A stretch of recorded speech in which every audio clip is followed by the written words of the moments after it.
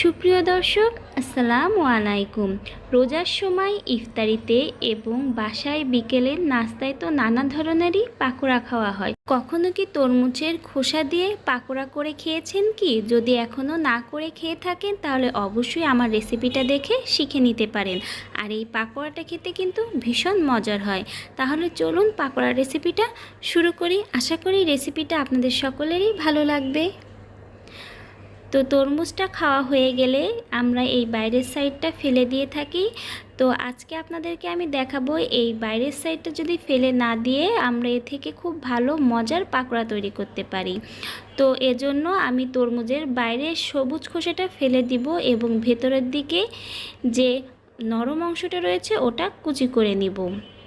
তো দেখুন আমি কুচি করে নিয়ে আসলাম আর এটাকে আমি লবণ দিয়ে আধা ঘন্টার মতো মেখে রেখে দিব।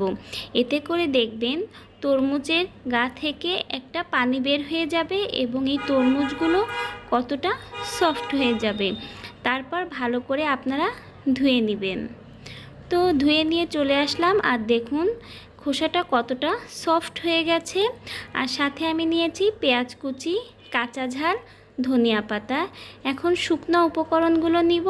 স্বাদ মতো লবণ, ভাজা জিরা গুঁড়া, এখন নিচ্ছি 1.5 চামচের মতো কর্নফ্লাওয়ার আর হাফ চামচের থেকেও একটু কম বেকিং পাউডার, আর নিলাম বেসন। বেসনটা আপনারা একসাথে বেশি দিবেন না, অল্প অল্প করে আপনারা মিশ্রণটা মেখে নেবেন। আর মিশ্রণটা যদি মনে হয় আপনাদের নরম হয়ে গেছে তাহলে সেক্ষেত্রে আপনারা আবার প্রয়োজন অনুযায়ী বেসন দিবেন। আমার মিশ্রণটা একটু নরম নরম হয়েছে, এজন্য আমি আবারও কিছুটা বেসন দিয়ে দিচ্ছি।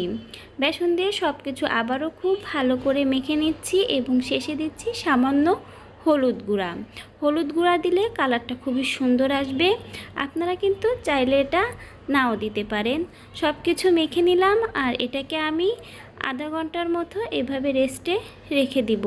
তাহলে এটা খেতে বেশি মুচমুচে ও সুস্বাদু হবে।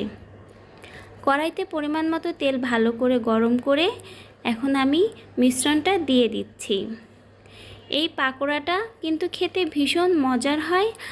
আর আপনারা যদি এখনও কেউ তৈরি না করে থাকেন তাহলে আমার রেসিপিটা ভালো লেগে থাকলে বাসায় কিন্তু তৈরি করে দেখতে পারেন। আমার পাকোড়াগুলোর একটা সাইড ভাজা হয়ে গেছে আর আমি এখন উল্টিয়ে অন্য সাইডটাও ভেজে নিচ্ছি। চুলার আঁচ কিন্তু লোতে রেখেই আপনারা ভাজবেন, না হলে কিন্তু পাকোড়াগুলো মুচমুচেও হবে না আর ভেতরটা ভালো করে সেদ্ধও হবে না। তো আমার পাকোড়াগুলো দেখতেই পাচ্ছেন বাদামি করে ভাজা হয়ে গেছে। আমি এখন তুলে নিচ্ছি। একইভাবে আমি আবারও পাকোড়ার মিশ্রণগুলো দিয়ে দিব। আশা করি আজকে আমার এই পাকোড়ার রেসিপিটা দেখার পরে আপনারা আর বাসার তরমুজের খোসাগুলো ফেলে দিবেন না। খুব মজা করেই এই খোসাগুলো দিয়ে কিন্তু আপনারা পাকোড়াটা রেডি করতে পারেন। আর এটা যে আপনারা তরমুজের খোসা দিয়ে বানিয়েছেন সেটা খেলে কেউ বলতেই পারবে না, এতটা মজার হয়। তো আমি এগুলো সময় নিয়ে ভালো করে ভেজে নিচ্ছি। আর দেখতেই পাচ্ছেন কালারগুলো কতটা সুন্দর হয়ে গেছে।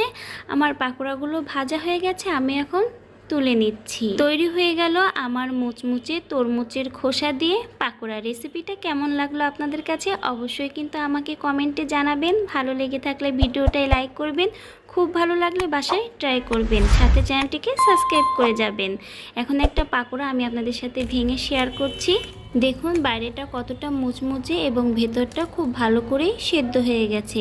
তো পাকোড়ার রেসিপিটা ভালো লেগে থাকলে বাসায় কিন্তু একবার হলেও ট্রাই করে দেখবেন। আজকের ভিডিওটা এখানেই শেষ করছি। আল্লাহ হাফেজ, আসসালামু আলাইকুম।